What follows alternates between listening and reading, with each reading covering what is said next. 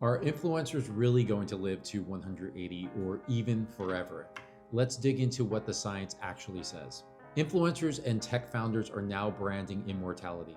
Bryan Johnson spends millions on plasma infusions, prescription drugs, hormones, and gene therapies, claiming he's reversing his age and heading toward the biological age of 18. He even goes as far as saying he'll live forever. The idea has gone mainstream. Aging, they argue, is optional. Death, avoidable. But the claims outpace the data. Today, we're going to cut through the hype. We'll look at what's biologically plausible, what's not, and where the science actually stands on radical lifespan extension. First, the media environment distorts perception. The attention economy rewards spectacle, not evidence. Johnson isn't publishing peer-reviewed clinical trials. He's running a performance art campaign around a quantified self protocol where n equals 1. And it works for him. Bold claims go viral, but they're built on shaky ground. No regimen has been shown to extend maximum human lifespan, ever. Looking better on a methylation clock isn't the same as adding decades of functional life beyond the known human lifespan limit.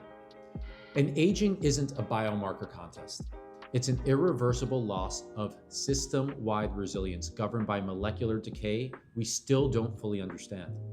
And I'd argue, based on Bryan's choices, he's actually behind the curve in many ways, but that's a topic for another day. At the cellular level, we hit hard walls. Telomeres shorten with every division. When they reach a threshold, cells senesce or die. That's the Hayflick limit. No human somatic cell line escapes it. Activate telomerase indiscriminately, and you may increase cancer risk. Mitochondria accumulate DNA mutations, compromising energy production and spiking oxidative stress. Stem cell exhaustion, proteostasis collapse, and epigenetic drift compound the damage.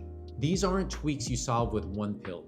They're deeply embedded failure modes, and from an evolutionary perspective, they make sense. Natural selection doesn't reward post-reproductive survival. The genome isn't optimized for 150-year lifespans. It's optimized for fitness before 40 years old. Past that, maintenance systems start to fall apart by design. Demographic data confirms the biological ceiling. Jean Calment, who died at 122, still holds the verified human lifespan record. That's the benchmark. Studies show that while more people reach 100 now than ever before, nobody is pushing the frontier further. The scientific consensus ranges from 120 to 150 years for maximum lifespan. Beyond that, system-level resilience fails. You lose the ability to bounce back from stress. Blood biomarkers and recovery data suggest humans undergo a terminal divergence around 120 years. Even in ideal conditions, death is programmed into the system. What about longevity escape velocity? The idea that science can extend your remaining life faster than you actually age. It's a theoretical construct, not an empirical result. Achieving it would require coordinated breakthroughs across every pathway of aging: mitochondrial repair, senescent cell clearance, telomere maintenance, DNA repair, immunoregeneration, and many things we haven't even discovered yet. Right now, no combination of therapies even gets us close in mice, let alone humans. Escape velocity is a nice thought experiment, and perhaps one day it will be possible. Heck, I'm a tech optimist and hopeful of what we can one day achieve. But to be clear, it is not a 10-year roadmap, and it is controversial whether it's actually possible to reach.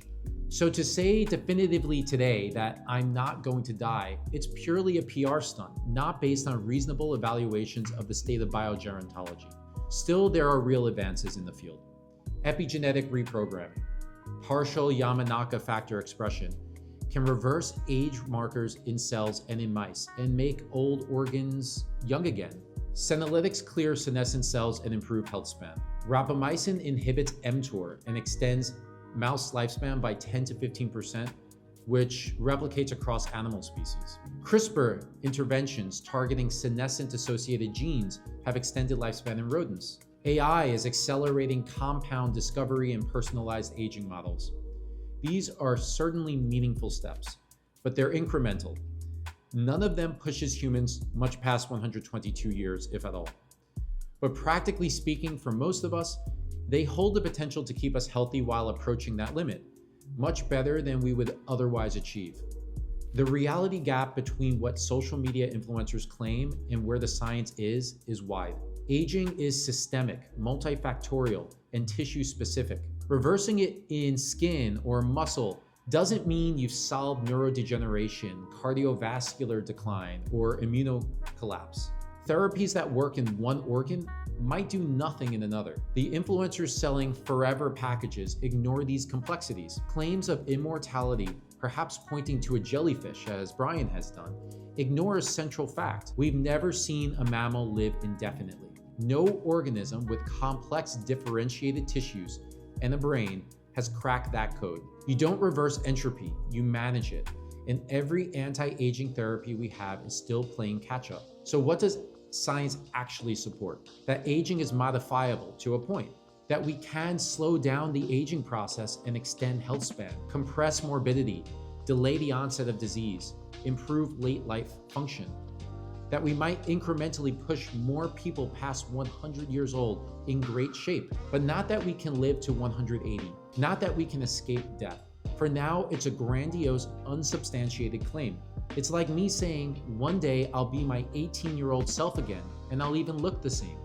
And AI will make it all happen. Will it get attention? Maybe. Is it a reasonable claim? Not at all. The right strategy is clarity. Separate what's aspirational from what's actionable. Do the things that slow functional decline, resistance training, sleep optimization, caloric restraint, targeted pharmacology.